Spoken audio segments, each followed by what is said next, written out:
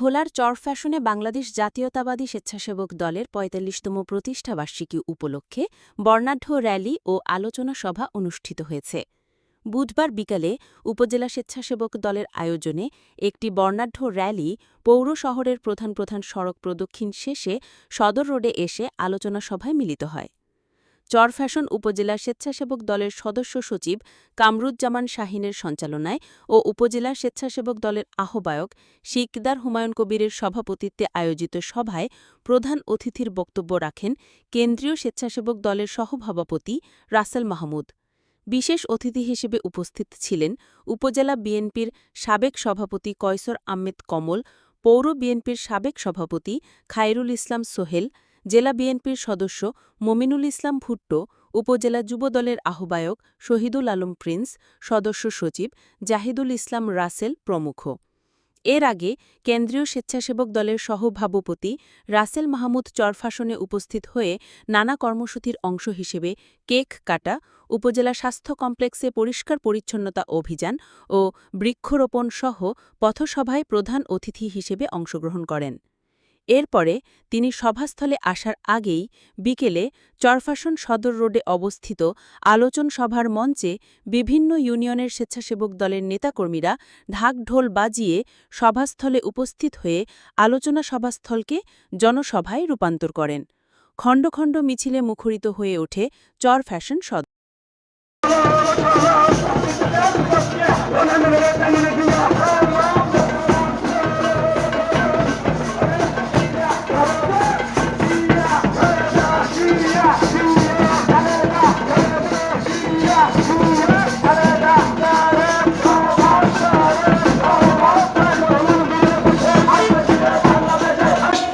প্রতিষ্ঠিত করতে সক্ষম হয়েছি একজন মহানায়কের নেতৃত্বে। বাংলাদেশ জাতীয়তাবাদী দলের অভিভাবক, আমাদের আগামী দিনের রাষ্ট্রনায়ক যদি বাংলাদেশের কোনোদিন একটি নির্বাচন হয়, আমরা বাংলাদেশের মানুষ আশায় বুক ভরে আছি। সেদিন বাংলাদেশের মানুষ অত্যন্ত স্বতঃস্ফূর্তভাবে আমাদের সেই নেতাকে অভিনন্দন জানিয়ে সাদরে গ্রহণ করবেন একটি নির্বাচনের মাধ্যমে। বন্ধুরা আমার, আগামী ফেব্রুয়ারি মাসে আমরা অত্যন্ত আশা বুক পেতে আছি একটি জাতীয় নির্বাচন হবে। সেই নির্বাচনে আপনারা নির্ভয় এবং নিঃসংকোচে বাংলাদেশ জাতীয়তাবাদী দল বিএনপিকে ক্ষমতা আনার জন্য আপ্রাণ চেষ্টা করবেন। বন্ধুরা আমার, একটি বার্তা বাংলাদেশে আজকে বহুমুখী ষড়যন্ত্র চলতেছে। বন্ধুরা আমার, একটি রাজনৈতিক দল মাথায় টুপি, বগলে এই মুখে শেখ ফরিদ জান্নাতের টিকিট বিক্রি করে। বন্ধুরা আমার, রাজনীতির নামে বাংলাদেশের এই রাজনৈতিক দলটাকে আমরা পুষ্ট করতে চাই। আপনাদেরকে কে এই স্বাধীনতা এবং সার্বভৌমত্ব, আল্লাহর স্বাধীনতা এবং সার্বভৌমত্ব আঘাত করার অধিকার দিয়েছে? জান্নাতের মালিক আল্লাহ, আপনারা টিকিট বিক্রি করেন কিভাবে? বন্ধুরা আমার, খুব সাবধান এই রাজনৈতিক দল থেকে। এরা ধর্মের নামে অধর্ম কর্মকাণ্ড করে, এরা যখন কোনো চাঁদাবাজি করে, এরা যখন কোনো লুট করে, তখন এটার নাম হয় যে হাদিয়া। বন্ধুরা আমার, সারা বাংলাদেশ 5ই আগস্টের পরও তারা বিভিন্ন জায়গায় লুটপাট করেছে আর নাম দিয়েছে বিএনপির নামে। বন্ধুরা আমার, খুব সাবধান এদের হাত থেকে। এদের কথা মুখে মধু, অন্তরে বিষ। বাংলাদেশ জাতীয়তাবাদী স্বেচ্ছাসেবক দল একটি সুসংগঠিত এবং সুশৃঙ্খলিত রাজনৈতিক দল। এই দলটি 1981 সালে আমাদের নেতা শহীদ প্রেসিডেন্ট জিয়া রহমান গঠন করেছিলেন শুধু একটি উদ্দেশ্যকে সামনে রেখে। এই সংগঠনটি গঠন করেছিলেন স্বইচ্ছায় এবং স্বপ্রণোদিত হয়ে জনগণের সেবা করার জন্য। আবার আমরা লক্ষ্য করেছেন বিভিন্ন দুর্যোগ দুর্বিপাকে এবং বন্যার্ত মানুষের পাশে আমাদের স্বেচ্ছাসেবক দল নেতা কর্মীরা সবসময় দাঁড়িয়েছেন। বন্যার্তদের ত্রাণ বিতরণ হতে আরম্ভ করে যখনই কোনো দুর্যোগ সৃষ্টি হইত, তখনই দুর্যোগে আক্রান্ত মানুষগুলোর পাশে আমাদের স্বেচ্ছাসেবক দল দাঁড়িয়েছেন। বন্ধুরা আমার, আমরা একটি বার্তা দিতে চাই। আগামী দিনে বাংলাদেশ হবে আমাদের বাংলাদেশ। আগামী দিনে স্লোগান হবে সবার উপরে বাংলাদেশ। আমরা লক্ষ্য করেছি একটি রাজনৈতিক দল সারা জীবন ভারতের তাবাদারি করেছে এবং ভারতে চলে গেছে। আর একটি রাজনৈতিক দল কথা পাকিস্তান, কিন্তু আমাদের কোনো পাকিস্তান ও আমাদের কোনো বাংলাদেশ না, আমাদের ঠিকানা একটা বাংলাদেশ। বন্ধুরা আমার নেতা শহীদ প্রেসিডেন্ট জিয়া রহমানের উত্তরসূরি তারেক রহমান একটি স্লোগান দিয়েছেন, সবার উপরে বাংলাদেশ, সবার উপরে বাংলাদেশ। বাংলাদেশের বাইরে আমাদের কোনো ঠিকানা নাই। বন্ধুরা আমার, এই দেশকে ভালোবাসতে এবং এই দেশকে ভালোবাসার জন্য আমাদের মনের ভিতরে দেশপ্রেম জাগ্রত করতে হবে। বন্ধুরা আমার, আমরা আগামী দিনে যে নির্বাচনটা হবে, আগামী দিনে 14 সালে যাদেরকে নেতৃত্ব দেওয়া হোক না কেন, বন্ধুরা আমার, আমরা কাঁধে কাঁধ মিলিয়ে হাতে হাত রেখে আমরা সেই ক্যান্ডিডেটকে, প্রার্থীকে, শহীদ জিয়া রহমানের উত্তরসূরি যারা তারেক রহমানের মনোনীত প্রার্থীকে আমরা জয়যুক্ত করব। বন্ধুরা আমার, আমরা আজকে 14 সালের দুইটা ধারায় বিভক্ত। আমরা কোনো ধারায় বিশ্বাসী না, আমরা বিশ্বাসী একটাই, ধানের শীষ, সবার আগে ধানের শীষ। বন্ধুরা আমার, এই ধানের শীষের মার্কা নিয়ে যে আসবেন আমরা তাকেই স্বাগতম জানাবো।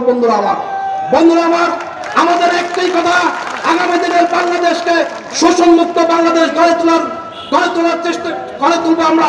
আগামী দিনে বাংলাদেশ হবে সন্ত্রাস মুক্ত, আগামী দিনে বাংলাদেশ হবে চাঁদাবাজ মুক্ত। বন্ধুরা আমার, আমরা জাতীয়তাবাদী স্বেচ্ছাসেবক দলের নেতৃবৃন্দকে একটি বার্তা দিতে চাই, 14 উপজেলায় কোনো চাঁদাবাজি চলবে না।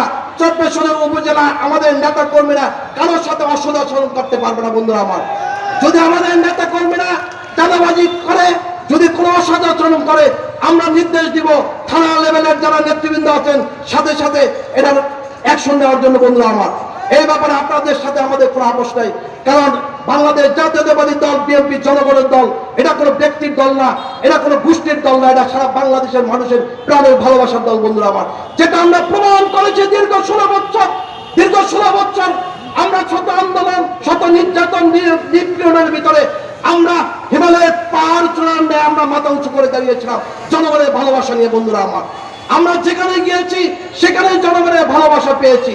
জনগণ আমাদের শক্তি, এই জনগণের শক্তিকে কিছুতে আমরা নষ্ট করতে দিব না। 2-4টা নেতা কর্মীদের জন্য আপনারা খুব লক্ষ্য করবেন। বন্ধুরা আমার, সুতরাং আগামী দিনে ধানের শীষকে জয়যুক্ত করার জন্য আপনারা আপ্রাণ চেষ্টা চালিয়ে যাবেন।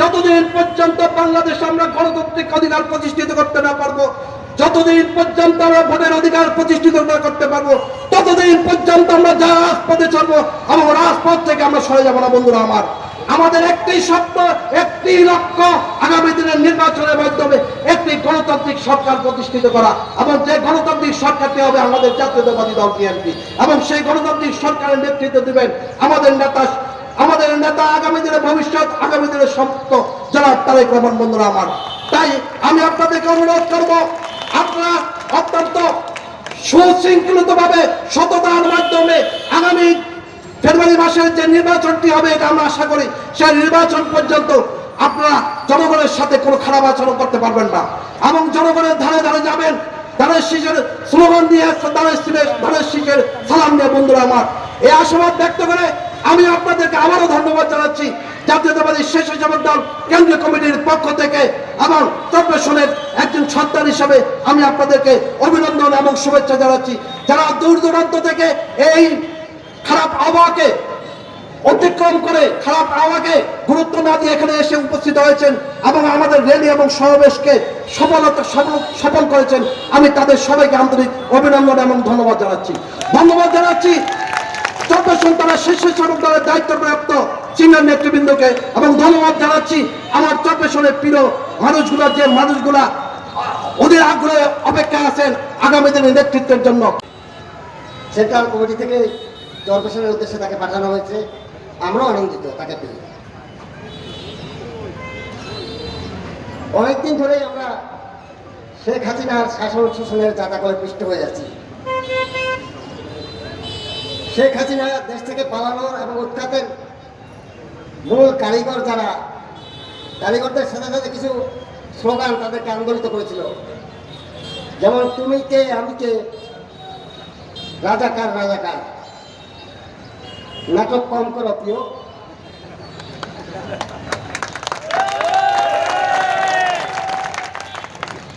বুকের ভিতর অনেক ঝড়, বুক পেতেছি গলিকর। রাস্তায় এত রক্ত কেন, আওয়াজ ওঠা বাংলাদেশ। বলুন আমার সাথে, রাস্তায় এত রক্ত কেন, আওয়াজ ওঠা বাংলাদেশ। রাস্তায় এত মানুষ কেন, আওয়াজ ওঠা বাংলাদেশ। এরকম অনেক স্লোগান আমাদেরকে উজ্জীবিত করেছিল। ঠিক 14 তারিখ থেকে আন্দোলন নতুন মাত্রায় রূপ নেয়। শেখ হাসিনার একটি বক্তব্যকে কেন্দ্র করে সারা দেশে আন্দোলন ছড়িয়ে পড়ে। কি ছিল সে বক্তব্য? মুক্তিযোদ্ধার সন্তানরা চাকরি পাবে না, চাকরি পাবে কি রাজাকারের নাতিপুতিরা? শুনেছেন আপনারা? শুরু হলো মিছিল, তুমি কে আমি কে, রাজাকার রাজাকার। কে বলেছে? কে বলেছে? স্বৈরাচার স্বৈরাচার। 14 তারিখে 14 জুলাই ঢাকা বিশ্ববিদ্যালয়ে তুমি কে আমি কে, রাজাকার রাজাকার মিছিল চলছে। ঠিক তখনই তাদের উপর হামলা ঝাঁপিয়ে পড়ে আয়নার দল, পুলিশ লীগ, আওয়ামী লীগ, ছাত্রলীগ। খবর ছড়িয়ে পড়ে দেশে, সারা বাংলাদেশে, টেকনাফ থেকে তেঁতুলিয়া। আন্দোলনের পথ প্রশস্ত হয়, প্রসারিত হয়। মানুষ ধীরে ধীরে যোগ দেয় আন্দোলনকারীদের সাথে। 16 তারিখ 16 জুলাই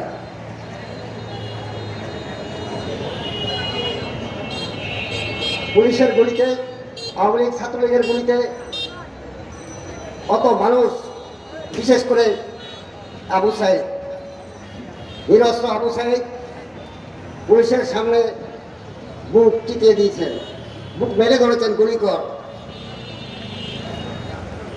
বুকের ভিতর অনেক জ্বর, বুক পেতেছি, গুলি কর। এই স্লোগানটি সে কারণেই। শেখ হাসিনা জাতির উদ্দেশ্যে ভাষণ দিলেন। ভাষণে বললেন,